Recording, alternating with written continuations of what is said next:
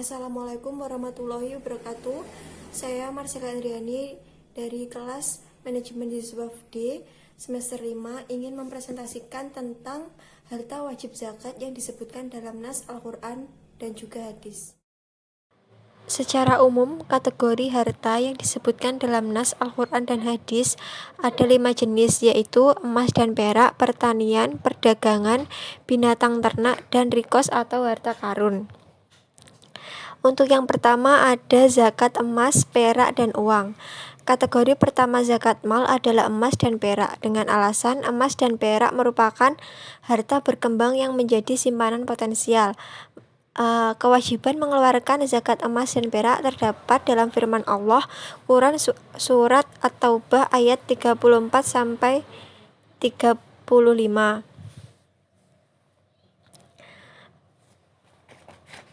Walaupun dalam nas Al-Quran dan hadis hanya disebutkan emas dan perak, namun mayoritas ulama memasukkan uang dalam hal ini, dikarenakan zaman dahulu emas dan perak dijadikan sebagai alat tukar dan menyimpan harta.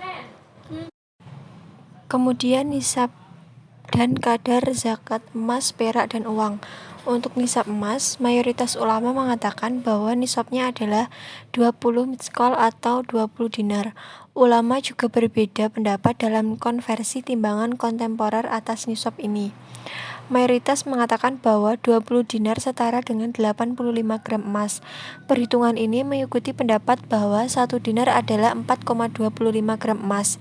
Sebagian ulama lain berpendapat bahwa 20 dinar setara dengan 94 gram. Sebagian ulama kecil seperti Hasan al-Basri mengatakan bahwa nisab emas adalah 40 dinar, sedang kadar zakat yang harus dikeluarkan adalah 2,5% dari aset keuangan yang dimiliki.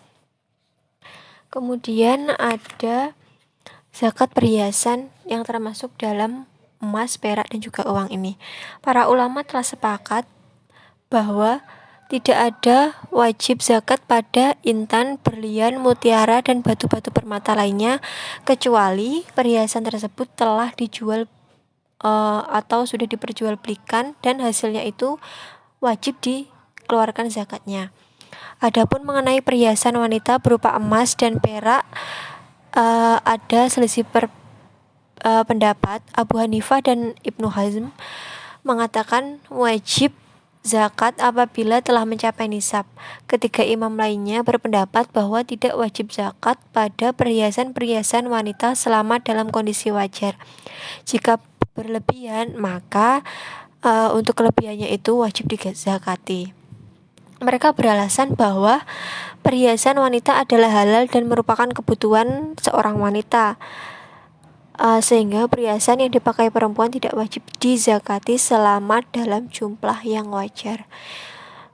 Adapun contohnya, jika seorang menghitung hartanya di akhir haul berupa 40 gram emas simpanan, 40 juta rupiah uang tabungan, dan 10 gram emas perhiasan istrinya, maka harta yang dihitung untuk dibayar zakatnya adalah emas 40 gram tadi dan juga 40 juta uang tadi. Yang kedua ada zakat hasil pertanian dan perkebunan. Dalam kajian fikih klasik, hasil pertanian adalah semua hasil pertanian yang ditanam menggunakan bibit biji-bijian yang hasilnya nanti dapat dimakan oleh manusia maupun makhluk hidup lainnya. Sedangkan yang dimaksud dengan hasil perkebunan adalah buah-buahan yang berasal dari pepohonan atau umbi-umbian. Para fakih sepakat atas kewajiban zakat hasil pertanian berupa tanaman maupun buah-buahan ini. Kesepakatan ini tertuang dalam Quran surat Al-An'am ayat 141. Kemudian ada ruang lingkup zakat pertanian dan perkebunan. Ulama berbeda pendapat tentang ruang lingkup zakat pertanian. Jadi, apakah semua hasil pertanian wajib dizakati atau hasil pertanian tertentu saja yang memang wajib dizakati? Dalam masalah ini, pendapat ulama secara ringkas dijelaskan. Pertama, mengatakan bahwa hasil pertanian yang dikenakan zakat hanya pada tanaman dan buah-buahan yang disebutkan secara tegas oleh syariat, yaitu gandum, biji gandum, kurma, dan juga anggur. Ini termasuk pendapat dari Ibnu Umar dan diikuti oleh Hasan al-Basri, Imam Sufyan ats-Tsauri, dan Imam Asy-Sya'bi, Dhohiri, dan Taqiyuddin An-Nabhani. Kemudian pendapat yang kedua adalah zakat pertanian mencangkup semua jenis hasil tanaman yang sengaja ditanam oleh manusia. Semua yang dihasilkan oleh bumi atau tanah wajib dikeluarkan zakatnya. Pendapat ini adalah dari Imam Abu Hanifah, Imam Ibnul Arabi, Syekh Yusuf Al-Qaradawi, dan para ulama kontemporer. Kemudian pendapat yang ketiga dari Imam Malik dan Syafi'i mengatakan bahwa hasil bumi yang wajib dizakati adalah makanan pokok yang bisa disimpan. Imam Malik berpendapat bahwa hasil bumi yang dizakatkan memiliki syarat, yaitu makanan pokok yang memang awet atau bertahan serta ditanam oleh manusia. Menurut pendapat ini, semua hasil bumi yang berupa makanan pokok, awet, dan juga kering itu wajib dizakati. Kemudian pendapat keempat dari Imam Ahmad mengatakan bahwa hasil bumi yang wajib dizakatkan adalah biji-bijian dan buah-buahan yang bisa kering dan tahan lama, bisa ditakar atau ditimbang, serta ditanam oleh manusia. Menurut mazhab ini, semua yang awet dan bisa ditakar atau ditimbang kemudian itu wajib dizakati. Baik makanan pokok seperti gandum, kurma, jagung, dan biji kurma ataupun yang lainnya. Para ulama 3 mazhab yaitu Maliki, Syafi'i, dan Hambali bersepakat bahwa zakat pertanian tidak hanya diperlakukan pada 4 jenis hasil pertanian sebagaimana dalam hadis tersebut, tetapi 4 hasil pertanian itu merupakan pokok yang dikiaskan. Ulama kontemporer banyak mengambil pendapat dari mazhab Hanafi yang mengatakan bahwa semua hasil bumi yang ditanam oleh manusia wajib dizakati. Mereka beralasan bahwa pendapat ini lebih dekat kepada maqasid syariah. Saat ini banyak berkembang tanaman yang bukan makanan pokok, akan tetapi nilainya itu sangat berharga. Misalnya kebun kelapa sawit, tebu, cengkeh, dan lainnya.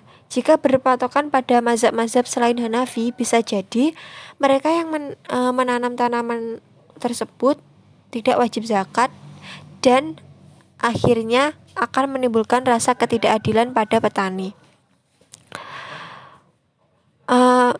Sebagian pengikut mazhab Syafi'i kontemporer masih mempertahankan pandangan Syafi'iyah yang hanya mewajibkan zakat makanan pokok. Mereka mengatakan bahwa selain makanan pokok dikenakan zakat perdagangan, karena selain makanan pokok tujuan penanamannya adalah untuk dijual, sehingga dikenakan zakat perdagangan.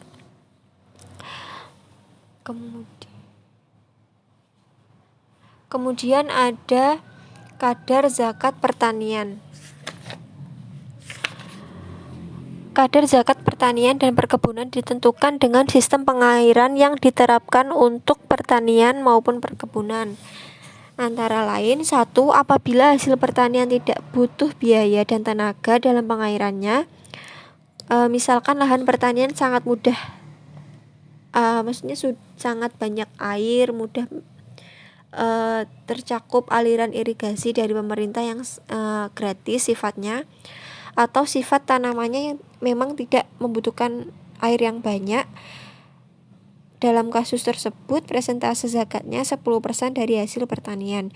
Yang kedua, adapun zakat yang irigasinya menggunakan alat, tenaga, dan membutuhkan biaya, maka persentase zakatnya adalah 5% dari hasil pertanian. Karena apa? Karena ada tanggungan petani untuk biaya pengairan yang dapat mempengaruhi tingkat nilai kekayaan dari aset yang ada.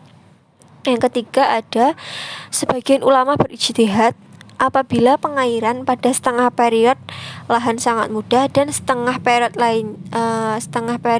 lainnya melalui penyiraman atau membutuhkan biaya dan tenaga ekstra, maka persentase zakatnya adalah tengah-tengah, yaitu senilai 7,5% dari hasil pertanian. Yang ketiga ada zakat binatang ternak. Binatang ternak yang wajib dizakati adalah binatang yang dipelihara dengan tujuan untuk dikembangbiakkan. Dalam fikih Islam, binatang ternak diklasifikasikan ke dalam beberapa kelompok.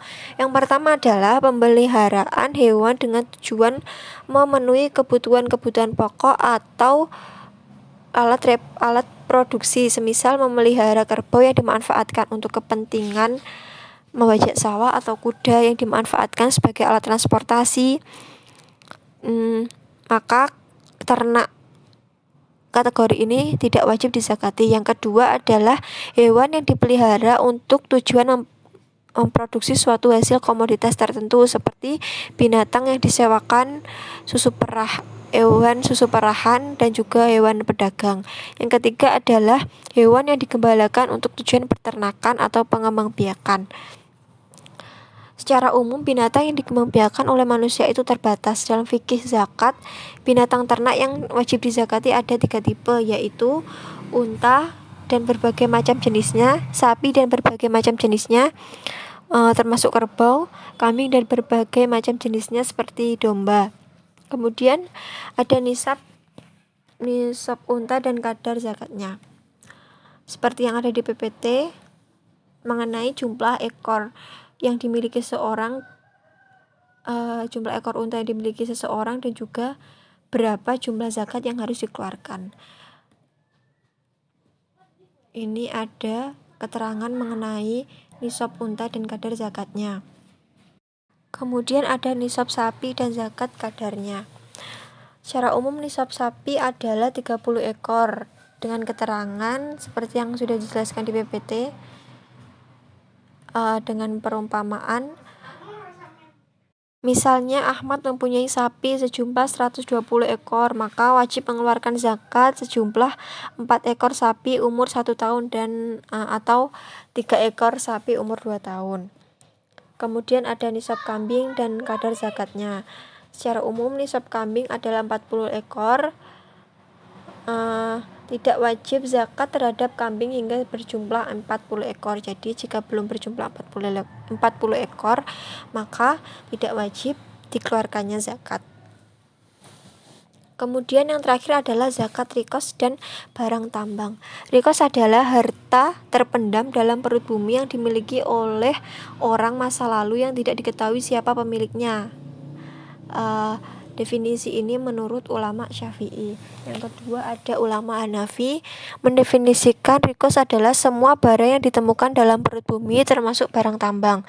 Dasar dari kewajiban zakat rikos ini adalah hadis Nabi Shallallahu Alaihi Wasallam yang diriwayatkan oleh Abu Hurairah dari Rasulullah Shallallahu Alaihi Wasallam. Kemudian nisab, kadar, dan ketentuan zakat rikos. Menurut mazhab Hanafi dan jumhur ulama berpendapat bahwa rikos tidak ada nisab. Berapapun barang terpendam yang telah ditemukan wajib dikeluarkan zakatnya sejumlah 20%. Sedangkan menurut mazhab Syafi'i, dalam rikos tetap disyaratkan nisab disamakan dengan emas dan perak, yakni senilai 85 gram emas. Yang kedua ada zakat barang tambang. Menurut mazhab Hanafi, karena barang tambang bagian dari rikos, maka ketentuannya sama dengan zakat rikos, yaitu tidak ada nisab dan kadarnya 20%.